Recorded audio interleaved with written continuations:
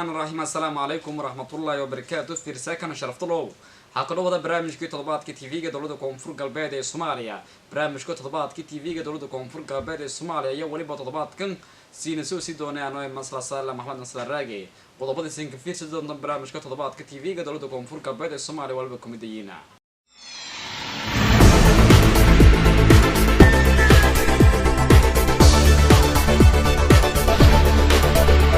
مدحوينها دولة كونفور قلبية الصومالية شريف حسن الشقادن oo safar shaqaan kuma qoray magaalada Djibouti dalka Djibouti oo siridan ka nagday magaalada Muqdisho.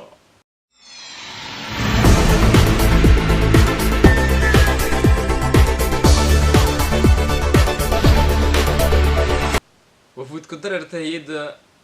والاموك دونك يا وليبا يون هديرنا magaalada Beydhabo ee xarunta kumeel maamulka koonfur galbeed ee Soomaaliya isla markaana kulmiyo la qaadan ku samaga madaxweynaha maamulka koonfur galbeed ee Soomaaliya Maxamed Xasan Faqi.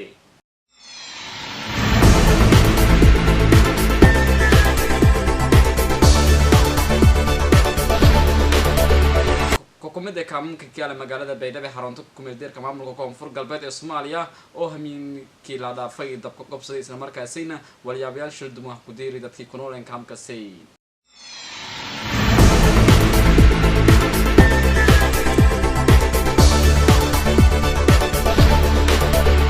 وزيرك وزارة ده هلو قودي يريد نسوك دالكو الصومالية وسيسيدير ناقلوه مقالة كيسمانيو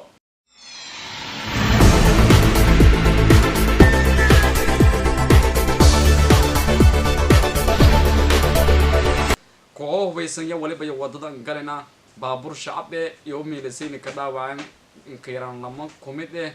ولنا دشيغا انتي داوايدا سيد لدير سي مقالة بلد ويني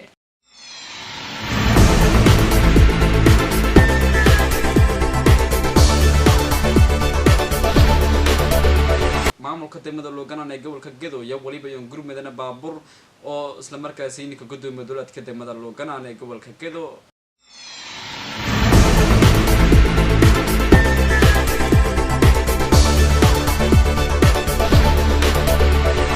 shirkuri magaalada Kuala Lumpur dalka Malaysia oo lan ku hadalay sidii loo hormarin lahaa guud ahaan magaalooyinka caalamka isla markaasina dowladda koonfur galbeed ee Soomaaliya waliba galay wasiirka qorsheynta dowladda koonfur galbeed ee Soomaaliya Cabdinaasir Aruush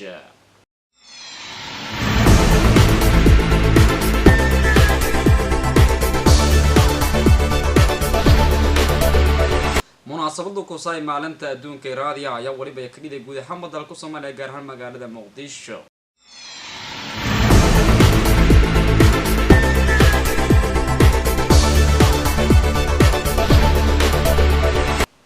ساكن شرفتلو انت سين ولي بحاينا عن كدوركنا قضبط برنامج كتطبيقات كتيفي دولة كونفور قلبية الصومالية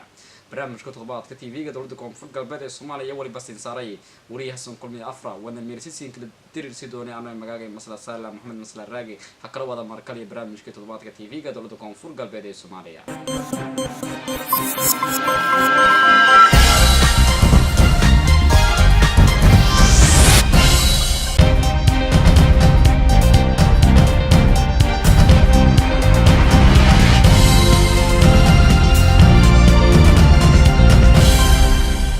مدحوينها maamulka koonfur galbeed ee Soomaaliya Shariif Xasan Shaqaadan oo sidiiray magaalada Djibouti ee dalka Djibouti sida safayntu ninkahay wariyaha madaxweynaha maamulka koonfur galbeed ee Soomaaliya Cabdirasaaq Dowlaki madaxweynaha dowlad goboleedka koonfur galbeed ee Soomaaliya mudane Shariif Xasan Shaqaadan yagiga safar shaqo u ka bahi dalka Djibouti kaasoo isku qeyb gal doona kulamo muhiim ah dowlad goboleedka koonfur galbeed ee Soomaaliya iyo dhammaan shacabka ka nool koonfur galbeed ee Soomaaliya madaxweynaha dowlad goboleedka koonfur galbeed ee Soomaaliya safarka kiishay mabay ku weheliyeen geeka wasiirka madaxtooyada dowlad goboleedka koonfur galbeed ee Soomaaliya Maxamed Mursal iyo agaasimaha madaxtooyada dowlad goboleedka koonfur galbeed madaxweynaha dowlad goboleedka koonfur galbeed ee Soomaaliya mudane Shariif Xasan oo sheegay in safar yeemay bahakiiday helo dhawaan ka dhamaad shirka golo ammaanka qaranka lanku ka hadlayo ka qabsoomay magaalada Muqdisho caasimada dalka Soomaaliya madaxweynaha dowlad goboleedka koonfur galbeed ee Soomaaliya la filay intii saacadooyinka socday usa kulamo gooni la qaadada mas'uuliyiintan ka sareeyay ee dalkaasi fuud ku direetay hay'adda aamowka ee adduunka iyo waliba hadeerna gudaha magaalada Baydhabo ee xarunta kumeeldeerka maamulka Koonfur Galbeed ee Soomaaliya isla markaasina kulamo looga aadeen kusamaga madaxweynaha maamulka Koonfur Galbeed ee Soomaaliya sidii faafahintan kaaytay Hindiya Ali Usmaana wafdu ku socda hay'adda taaga Department State Somalia Agriculture Technical Group yamay bageekiyo hadeerna gudaha magaalada Baydhabo ee xarunta kumeeldeerka ee maamulka Koonfur Galbeed Soomaaliya wafdugu yamay magaalada Baydhabo ka dhawaayay kusamaga madaxweynaha ahna wasiirka wasaaradda beero iyo waraabka ee dawladda Koonfur Galbeed Soomaaliya mudane Maxamed Xasan Fiqi inka hore meelo ku hadalay Xuseen Macow ku socda hay'adda taag yamay ba sheegay inay ku caawiyo doonaan dawladda Koonfur Galbeed Soomaaliya gaar ahaan wasaaradda beero iyo waraabka ee dawladda Koonfur Galbeed walaasaarooka beero iyo qalabeynta xafiisyada reer Baydhabo Janay waa ku faraxsanahay maanta inaan mataqaanaa aan joogno magaalada Baydhabo waxaan soo salaanay wasaaradda beeraha inaan kala hadalno wixii duruufo ay jiraan aan wax kala qaban karno waxaan ka soconnaa hay'addan Adam Smith International iyo Somali Agriculture Technical Group oo iswato oo maanta mataqaanaa rabaan inay ka howlgalaan sida loo dhisi lahaa wasaaradaha ka jira Soomaaliya oo gaar ahaan wasaaradda beeraha South West iyo Hirshabeelle iyo Jubaland iyo wasaaradda federaalka inaan la shaqeeyno oo aan kala shaqeeyno dhinaca mataqaanaa shaqooyinka meesha ka socda iyo sida loo horumarin lahaa iyo wixii dalagyada beeraha kuwa ugu muhiimsan oo wax laga qaban karo sida loo horumariyo iyo dhinaca policieska iyo regulationska inaan kala shaqeeyno dhinaca kalme bawsiina meel ku hadalay ku sameeyay madaxweynaha ahna wasiirka wasaaradda beero ee dawladda Koonfur Galbeed Soomaaliya mudane Maxamed Xasan Fiqi usugoona dhinishay mahadnaqi wafduunge ka hadeer gudo magaalada Baydhabo ugu muhiimsan waxay tahay inay gacan naga siiyaan tababarada shaqaalaha muxuu ahaa wax u qabashada shaqaalaha oo noloshooda meel la saaro waxyaalaha kale waxa kamid ah inay xagga biyaha naga kaalmeeyaan waraha iyo dadka beeraleyda dhibaatada haysata waa u sheegnay dadka inta badan waxay u soo qaxaan warihiya ka dhamaaday waxa kale u sheegnay webiga oo muddo 5 sano aad moodid inuu eber noqday oo ah meel cidla ah dadkii Shabeellaha hoose ku noolaa oo beeraha iyo wax soo saarka ku fiicnaana maanta intooda badan ay qaxooti yihiin marka xagga beeraha haday noqon lahayd webiga oo ay micnaa wax ka qabtaan ama kanaalooyinka oo dib loogu qodaan arrimahan ka wada hadalay kamid tahay iyo tayeenta shaqaalaheena naftiisa oo shaqaale badan inay noo tababaraan oo ay noo tayeysiyaan iyo inay xafiisyada noo qalabeeyaan lafteeda arrimo badan oo ka wada hadalna waay oo marka wasiir laga bilaabo ilaa iyo isku duw inta u dhaxayso marka laga hadlayo Soomaaliya ee Koonfur Galbeed markaan ka hadlayno marka laga reebo 2 degmo inta kale waxa u magacaaban isku duwiyaal degmo u magacaaban waxa kale oo magacaaban isku duwiyaal gobol oo 3 gobol ayaa magacaaban intu waxay u baahan yihiin gacan in la siiyo wax lala qabto duulaha raali ka noqdo waan isku afgaran insha Allah markin horeeyay wafdu kan haato oo saadeer gudo magaalada Baydhabo kokumida kaamkiyaala dawladka magaalada Baydhabo ee xarunta kumeeldeerka maamulka Koonfur Galbeed ee Soomaaliya yaa waliba dabku ka hay toddobaadkii la dhaafay isla markaasina walaayaasha dumaha ku diireen guud ahaan shacabka ku nool kaamkaasi oo ka awdaan xaalad bini'aadanimo sidii faafayntan ka hay Ahmed Ibrahim Buule heraamnimadii geeka iyo waliba telefishanka dawladda Koonfur Galbeed Soomaaliya uu booqasho ka saaday kaamka gargaar oo kumida kaamateedka talantuleedka magaalada Baydhabo kaasoo hamiinka ah ay ku ka dabeedan hoogan kaasoo qasaare jeesidii bulshooyinka ka noolaytay kaamka gargaar oo la hadlay telefishanka dawladda Koonfur Galbeed Soomaaliya iyo waliba ku warbiyana qaabka dabkan ka ay waliba saasoo kale waliba baaqan dareena heedo samfalkii waliba dawladda Koonfur Galbeed Soomaaliya intii gargaar la deeraan hatta waano hano kumida dadka ka noolayeen kaamka oo ku hadlayaan oo ma qongna lay forto minatesada nagada dhulka wali ka jari irsaaga andab ansaada dafadni i wali kala dhatiyo unwaan haaday qadni unu iyaalkan buush mala irsaag mala aag biyoogir ka orordaay mala wali yaabla dibka bareeniyuka irsaag laanga ena bi laangna ena id laangna ena adii fiisin baarga hayta wali ilaahay dawla iya karata wali hata unu korkaan fuulo roornay daniyagaas orod seenay unu korku koynima wal kaleeda niimboodi mala una madimana teedun gubdaayeen shaqi jarnay suuga ee sakagadgadadaanay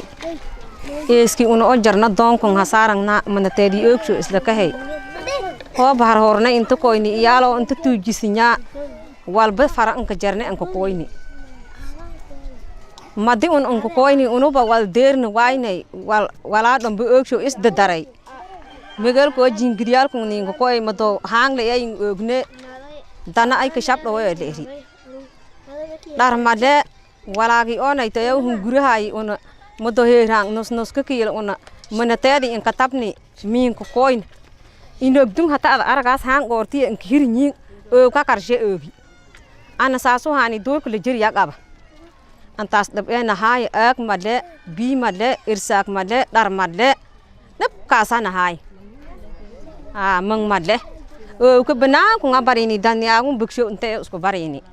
may baga dirsiday irsak laanga ihayta bi laanga ihayta dar laanga ihaye ngur laanga ihaye man kan naftis made banaan ku ngasa ambar yahay tali ilaahay ori ka faday isanle orodin tala ka faday saas oo kale gudoomiyaha guud ee kaamka gargaar oo la hadlay telefishinka dawladda koonfur galbeed Soomaaliya ayaa waliba uu siin dhinjay baaqan diray heedo sanfalkii waliba dawladda koonfur galbeed Soomaaliya intii la diran bulshooyintan kanool kaamkan gargaar degdeg ah bismillaahir rahmaanir rahiim gudoomiyaha kaamka gargaar ah kaamku may la eray gargaar la eray inkasto balad bay dhow dhatay waliba heeyda oo macal gobol iyo degme iyo xildhibaan iyo wasiir dhatay way ka kase dadkan tu guriya anta ka taalan may haytay 30 ilaa maguru 30 ilaa maguru tumon iyo la maguru warta walba may ka biin aqal wala era joodare ku beerta iyo go waliyo qabaan macal dhar iyo hungurisha wala ku biibay arago haan kale bal deer ciyaartoyta banooniga ciyaarasi hadeeran ciyaartoyta ilaahay ku dhaway dadkii dhinuu leen ku jaran guriyaasha wali raashiga markaas ka jar iyo wali bari galaan ku bi inta kale gurihay tahan isu busbuseeno sodonta ka nagadayo markuu may xilbaane wasiire gobolka degmada may baaqanka daray bala dadku oo agalkeen qabna dad surfiido jalmadko iyo saxanko le bartaba la kooya idaranto ijoodarigo dad maacuun la siina mahayn wal kale horaan haysan mahayn hiraabti foofaa minka goryoosha gurudaan galabti goryoosha gada minka gidiya ka harooda iyaalki iyo dhatiyo hadda barkun banaanka fadhiyan udubka habadki 3 ku 4 ku wala gaday halki geed 4 ku 3 ku wala gaday walay horaabi baadiba kala koon duurka nimay la baxan ma la gornyo i wala la guruday babaliska diidinid haydo gargaarka may codsiinka darada intii dadku si degdeg والله هنك دير سهول هنك مركز أول راس بعد المال رنا كرت مركز راسل يا والآم إما مال ويدس هذا راس كبلس كهايس راس لا بلرو مركو ما يفضي هيدا ما كعصر أنتي دتكون سيدك دجا ولا يوجرياش وكدس دان هذا بولك يوكسو صوب صدا wasiirka wasaaradda howlaha guud iyo reedindhisowka gudaha dalka ee Soomaaliya ayaa waliba sidiiray magaalada Kismaayo soo waana sidiirlan ka dhawaay sid saafaynta dhinkahay awal Yuusuf wasiirka wasaaradda howlaha guud iyo dawladhiska xukuumadda federaalka Soomaaliya mudane Saadiq Cabdullaahi Waraabe ayaa maanta soo gaaray magaalada Kismaayo ee xarunta gobolka Jubbada Hoose waxaa garoonka diyaaradaha magaalada Kismaayo ku soo dhaweeyay mas'uuliyiin ka tirsan dawlad goboleedka Jubbaland oo ka mid yahay wasiirka wasaaradda howlaha guud iyo dawladhiska maamul goboleedka Jubbaland badana shukri weyrax kaahiye saraakiisha ciidamada Jubbaland iyo qaar ka mid ah bulshada qeybaha kala duwan soo dhaweyn kadib waxa wasiirka loo gudbiyay qeybta nashashada garoonka diyaaradaha magaalada Kismaayo waxaa ugu horeen halkaasi warbaahinta kula hadlay wasiirka wasaaradda howlaha guud iyo dawladhiska maamul goboleedka Jubbaland mudane shukri weyrax Allahi ta'ala wa barakatuh waxa farxad weyn oo maanta inaan ku soo dhaweyno garoonka caalamiga ah ee dawlad goboleedka Jubbaland ee Kismaayo wasiir Dr. Saadiq Cabdullaahi Cabdi Waraabe oo ah wasiirka howlaha guud iyo guriyeynta dawladda federaalka oo ka soo jeeda special deegaanka Jubbaland gaar ahaan magaalada Kismaayo waxaan ku leenahay mar labaad iyo mar saddexaad ba wasiir soo dhawow ku soo dhawow gurigaagii martimatihida waxa tahay deegaankaagii baad timid waan ku faraxsanahay soo dhaweyntaada nimanaan aqoon matidin horay baynu isu aragnay oo kulanay wax badan bay shacbiga reer Jubbaland ka filayaan dhinaca federaalka gaar ahaan wasaaradda howlaha guud ee federaalka oo dhinaca infrastructure-ka ah horumarka dhismooyinka iyo waxyaabihii horay u qabsoomay aragtidooda waxa ka dhiman iyo nala qiyaasideeda baahida shacabku qabo ee guriyeyn oo aad u balaaran maadaama ay tahay dawlad goboleedka Jubbaland mid kaliya ee ugu ballaaran Soomaaliya ee qaxootiyadii ka qaxay dalka 1991 meesha kaliya tirada ugu badan boqolkiiba 70 meeshay ku soo noqonayaan ay tahay deegaanka Jubbaland. wasiirka wasaaradda hawlaha guud ee dibadhiska xukuumadda federaalka Soomaaliya mudane Saadiq Cabdullaahi Waraabe ayaa ka warbixiyay imaantigiisa magaalada Kismaayo isagoo sheegay inuu qayb ka yahay hawlaha dardargelinta xukuumadda federaalka Soomaaliya oo ay ka wado deegaanada Jubbaland. mudane wasiirka hawlaha guud dibadhiska iyo guriyeynta dowlad goboleedka Jubbaland, wasiir ku-xigeenka, saraakiisha ciidamada, ganacsatada waliba muxuu ahaa ganacsatada rugta ganacsiga Jubbaland, saraakiisha wasaaradda hawlaha guud ee heer federaal, dhammaan waxaan idinku salaamayaa salaanta islaamka. Assalaamu calaykum waraxmatullaahi wabarakaatu. si aad iyo aad u weyn ayay ii farxad gelinaysaa soo dhaweynta la igu suubiyay magaalada Kismaayo. runtii waan filayay, waan magaalo aan ka soo jeedo, xaqiiqdiina waa magaalo yani leh muxuu ahaa karaameynta iyo sharafta dadka Soomaaliyeed. marka ka federaal ahaan waxaan aad ugu faraxsanahay inaan maanta joogno magaalada Kismaayo. waxaan runtii u nimid inaan dardar gelino howlaha dawladda federaalka ay ka wado gobolkan dowlad goboleedka Jubbaland. waxaan aan runtii dhawaan dhisnay madal ay ku midaysan yihiin dhammaan. sidoo kale wasiirka ayaa sheegay in dhawaan ay imaan doonaan magaalada Kismaayo wafdi ballaaran kuwaas oo doonaya in magaalada Kismaayo ka fuliyaan mashruuc oo lagu doonayo in Kismaayo lagu dhiso. waxa wasiirku sheegay in la mataaneyn doono magaalada Kismaayo iyo magaalada Antalya oo ku taala dalka Turkiga. wafdi ka socda Turkiga oo midowga minishiibiyada ay halkan yimaadaan iyagoo ay la socdaan waliba wafuud kale oo ka socota safaaradda Turkiga oo safiirka Olgan uu hogaaminayo. waxaan rajaynaynaa in wafdigaasi dhawaan ay soo gaaraan magaalada, waxaana ay qayb ka noqon doontaa in magaaladan iyo magaalo Antalya la yiraahdo la mataaneeyo. marka waa gogoldhici dabcan tafaashiisha iyo kulli marka shirka la isugu imaado ayaan muxuu ahaa labada dhinac go'aanka gaar kooxo maleeshiyaad iyo waliba iyo wadan galana baawur rakaab oo fuulada shacab isla markaasina meelisay ka rasaaseen wadan la sheegay in til lama kumada baawurkaasi saarnaaytay dhaawac xalisay deertii isla markaasina jey magaalada Beledweyne isbitaalka Kiyaali si safayntan ka hay Faysal Sahal. lamadan gabrood ee dhaawacaga ee la sheenay isbitaalka dhexe magaalada Beledweyne ee xarunta gobolka Hiiraan may balkashal magacaabay Falis Faarax Xasan iyo Xamdi Maxamed Jaamac may baniyo dhaawac culus lamadiyo baa ku dirtay baawur iyo saaranayeen oo rasaas ka fureen kooxo burcad ee iyagu ku baahi magaalada Muqdisho caasimada dalka waana ka sii jeeday degmada Cabud Waaqi ee gobolka Galgaduud. kooxo burcadka ee rasaas ka furay baawurku maray nawaaxiga deegaanka Ceel Baraf ee gobolka Shabeellaha Dhexe yamay bayo rasaas iyo fureen qasaaraha ku dirtay lama gabrood oo Soomaali ee hanaso iyo dhaawac joon uu sanayday dhaawac halis ee Umar Muuse may buu qayb ku hay'ad dadkii saaranay baawurka rasaasta la ka furay may buu sharxaad ku biyay qaabka walaandhi oo u socda gobolka degmada Cabud Waaqi oo ka soo baxay Muqdisho kadib waxaan soo raacnay gaari leeyl oo Cabud Waaqi leeyl Cabud Waaqi u socoto anagoo oo marayno meeshaan la dhahay Ceel Baraf markii aan soo dhaafnay kadib habeen 7 saac iyo bar inta u dhaxayso baa niman dibli oo weesan oo waxaan aqoon waxay yihiin baan ka seenin kulli tuugi inay ahaan oo maleynaya bay rasaas oo dan ay qaadeen gabdhaha waxay u dhaceen xabadaha rasaas ay noo fureen rasaasta ay noo fureen wax yeeleysay gabar horta ilaa ku darnaaday gabadhaasi waa horta indhaha waa eber burbur badan baa soo gaaray gabadha kale isha geeskeeda xabada ka soo gashay ayadana sidoo kale dhaawac weyn baa soo gaaray. xildhibaan Geele Isaaq Warsame oo ku tirsan xildhibaanada baarlamaanka dowlad goboleedka Hiirshabeelle waan ee gudoomiyaha amniga gudo yamay buu sheegay in tilan baahan intii degdeg ilaa ka qabada dadkii falkunjaysadii saasoo kaleedna baaqanka diri maamulka Hiirshabeelle intii gargaar hal deeraan maadaama gibroogun iyo in gibro Soomaaliyeed oo dhaawac halisay gaban waxa soo dhaawacay dad cadawe oo jidka u galay baawur safare meesha la yiraahdo Ceel Baraf gaari ka yimid xamar Ceel Baraf markii waxa soo dhaafay darawalka sidoo noo sheegay wuxuu Cabud Waaqi u socdeen dadkan dad safar ay ahaayeen xabada ayaa lagu furay ayagoo iska socda gaariga xalay saaka aroortii ay isbitaalka Beledweyne la soo gaarsiiyay gabdhahan da'da yar waxa xabadu waxay ugu dhaceen indhaha labada indhood gabadhaas ka baxday gabadhaasuna ayadana hal ilaa ka baxday dhaawac halisa gaaray waxaan kaloon ka codsanayaa maadaama gudoomiyaha guddiga amniga baarlamaanka ahay in la soo qabto dadkii gabdhahan yaryar dhaawaca u geystay oo saraakiisha shabeellada dhexe ku sugan taliyaha ciidamada nabad sugidda iyo taliyaha ciidanka booliiska inay soo qabtaan dadkan dhibaatadan u geystay dhalinyarada oo dhibaatadan dhaawacadan gabdhahan walaalaheen u geystay inay ka soo qabtaan ay dabagalaan si degdegana meel usoo saaraan ka xildhibaan ahaan waxaan ballan qaadayaa inaan tigidka ka dhiibo labadooda tigidka inaan si degdega berri looga dhiibo adinkana reer hiiraan iyo reer shabeellada dhexena waxaan ka codsanayaa inay ayaguna maadaama dowlad goboleedka dhexdeeda lagu dhaawacay dadkan reerka oo safarka ah inay ayaguna gurmad u fidiyaan si looga caawiyo caafimaad dibadaha aan noqoto iyo dalka gudihiisa runta xamar looga caawiyo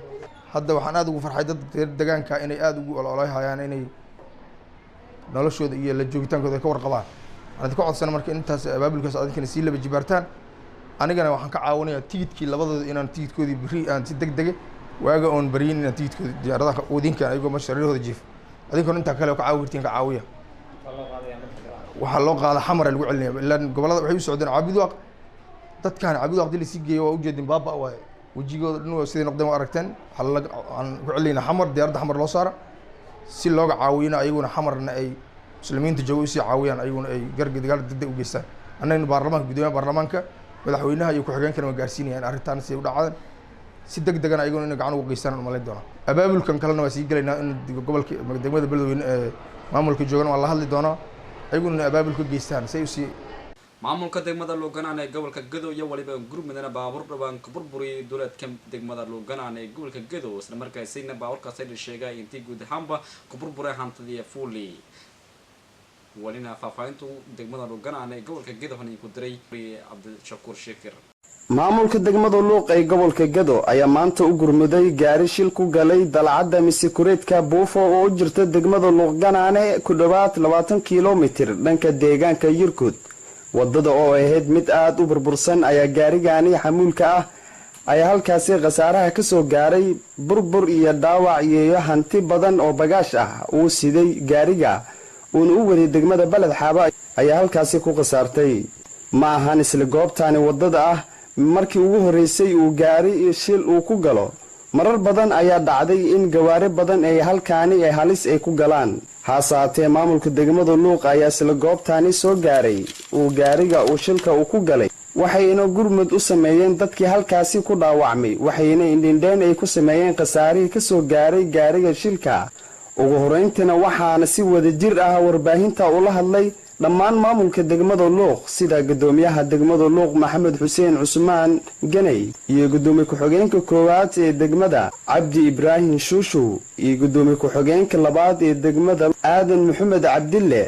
madaxa dawladda hoose ee degmada Luuq Xuseen Deerow Ismaaciil madaxa maaliyadda ee degmada Ibraahim Cabdi Madoowe iyo taliyaha amniga ee degmada Luuq Siyaad Cabdi Walbashati ayagoona dhamaantooda baaq u diray dawladda federaalka Soomaaliya iyo dawlad goboleedka Jubbaland iyo cid waliba in gacan laga geysto dayactirka wadadani maadaama ay wadadani ay tahay wada aad u burbursan oo gawaarida inta badan ay halis ay ku galaan gaar ahaan ragiyada maamulka degmada oo aan codkooda ku hadlayno ah gudoomiyaha degmada Luuq waan meesha ku soo booqnay dhibaatada meesha ka dhacday iyo gaariga iyo ummadii saarnayd iyo alaabihii saarnaa intuu khasaare aad u badan oo burbur maaleed baa meesha ka muuqda iyo gaariga laftiisa aad u burburay laakiin wax qof oo wax ku noqdo male alxamdulillah waa un maxalleeday jab iyo murgacasho marka laga saaro had wax ku dhinto ku geeriyooday male waa un dhaawaca iyo maxalleeday inahan baa soo gaaray waxaan marka mar walba ummadiyada deegaanka Soomaaliyeed gaar ahaan degmada Luuq in iyo ganacsatada in loo istaago wadooyinka transportationka ee gaadiidku ay maraan inaan anagu dhisano si ay gaadiidkanaga iyo dadka iyagu noogu badbaadaan ganacsiga iyagan uusan u istaagin bal in meesha ayada aan qiimeeyno wadada ayada ah sidii aan u dhisi lahayn aan u diyaar garowno si aan u badbaadsano bulshadeenada isugu yimid ciidamadii amniga yaan wadanahay marka insha Allah taala xoogaa dadaal ah ayaan hadda wadnaa hadii ilaahay yiraahdo cid kaste oo ka qayb qaadan karto haday ahaan lahayd maamulka Jubbaland ayaan ka tirsannahay haday ahaan lahayd dawladda dhexe ee Soomaaliya wadankii oo dawladda u ah haday ahaan lahaayeen maaragtay hay'adaha international local NGO-yada dhammaan dadkii sidoo kale to qurbo joogta deegaanka waxa la wixii ka qayb qaadan kara inay wadada ka qayb qaataan wadadaas xilliga Talyaaniga kadib cidda yactirtay ma jirto xataa dawladda dhexe Soomaaliya marna ma dayactirin wadada marka dhibaato roobka guday iyo wixii bay baabaaday waa meesha hadda joogno waa daladii Buufo umad badan oo shacab hantiisa ay ku kasartay gaarigan meeshan ku gudoomay baawartii kala wadada dhan waxaan dhantay buundooyinka burburay wadada lambar malaha meesha taaga dalada uga sareysay dhowr baawar baa soo dab tagtay dad badan oo ku dhaawamay wax hadda geeri ama jiraan waxaan leenahay wixii maamulka degmada danahay wixii gacan aniga aan ka geysan karno maal imniga aniga in wadadeena gees oo furno buundooyinkiina wixii aan heli karna ku dhisno halda sameesho unay wixii nafna badbaabno hantada meesha ay sar taalan sida dadkeeda iyo haadeeda ku badbaaban lahayn baan meesha unay waxaan salaamayaa TV-yaha maantay STN maamulkii dhammaantiis iyo ciidamadii amniga dhammaantood inaan meesha ayda aan imaano meeshaas oo maartay dhibaatada ka jirtana maartay aan aragno wixii maartay awooddaadana aan la qaybsano dhibka markaas oo dhigka ganacsatada iyo bulshada soo gaarisaan maartay annagana wixii awoodeena ama si gaariga maartay alaabtii ay ka burburtay qaabkii maartay annaga aan ugu gargaari lahayn gacan aan ugu siin lahayn wixii maartay gargaar oo gacan qabad ee kalena labada dawladood sida dawladda maartay Jubbaland iyo maartay dawladda federaalka inay maartay ayagana gacan naga siiyaan gaadiidka macnaha wadada gaadiidka isku xirka Muqdisho iyo gobolka Gado ayaa waxa ku gudoomay gaari in taree ah sida daradeed qof ku dhintay maanta ma jirto laakiin waxa ku burburtay tira badan waxaana macnaha filaynaa in aan wax ka qaban doono wadada hadduu alle aan soo gurmanay gaari natree ah oo ku gudoomay wadada u dhaxaysa Irkud iyo degmada Luuq gaarigaasi wax qof oo bilaadan oo hadda wax ku noqday malaha laakiin waxa meeshaas ku qasaaray hantii maal gaarigana ka burburay saadarteeda wadada waa xirantay wadadan hadda aan furaynaa bawrkiina oo soo gurmanay dadka shacabka baan dhibaatada la qaybsanaynaa ilaahayna garab ha noo sheed maamulka degmada dhammaan amniga daanahay waxaan ka caawin doonaa wadada xiran oo boondada dilaacday inaan hagaajin doono muddo dhow gudahood shirkadii magaalada Kuala Lumpur ee dalka Malaysia ayaa waliba loo hadalay sidii guud ahaan lagu horumarin lahaa magaalooyinka adduunka walina dawladda gobolka Koonfur Galbeed ee Soomaaliya aan u galay shirkaasay wasiirka qorsheynta dawladda gobolka Koonfur Galbeed ee Soomaaliya Abdinaasir Cabdi Caruush tiisfaafayntu haninka hay wariye Muaawiya Muudey shirkan oo ka dhacay magaalada Kuala Lumpur ee caasimadda dalka Malaysia ayaa looga hadlay horumarinta magaalooyinka caalamka iyo wax ka qabashada arrimaha dadka barakacayaasha ah waxaana ka qayb galay shirkaasi mas'uuliyiin ka socota maamulka Koonfur Galbeed wafdi uu hogaaminayo wasiirka qorsheynta Abdinaasir Cabdi Caruush Faaduma Abuukar wasiir dowlaha arrimaha dib u dejinta iyo jaaliyadaha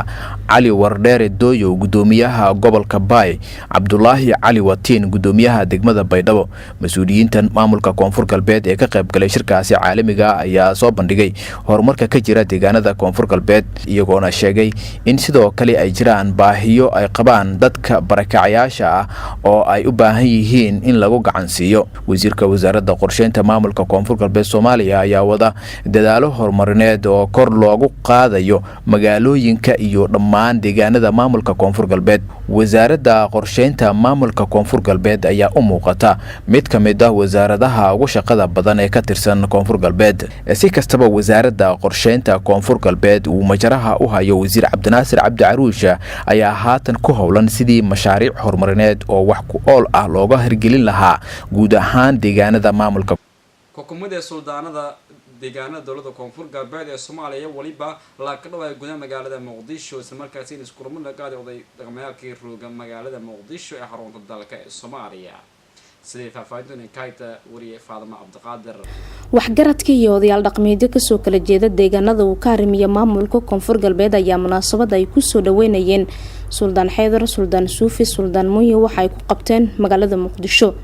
suldaanka uu ku maqnaa dalka dibadiisa ayaa hadda dib ugu soo laabtay gudaha magaalada Muqdisho isla markaana waxa uu ka mid yahay 135 oday ee soo doortay maamulka Koonfur Galbeed daafurka munaasabada kadib waxa halkaas ka hadlay qaar ka mid ah odayaashii ka soo qayb galay munaasabada iyagoona ku soo dhaweeyay suldaanka xilkii loo igmaday isla markaana looga baahan yahay ay yiraahdeen in wax badan uu qabto maadaama uu yahay suldaanka guud ee beelaha Tunni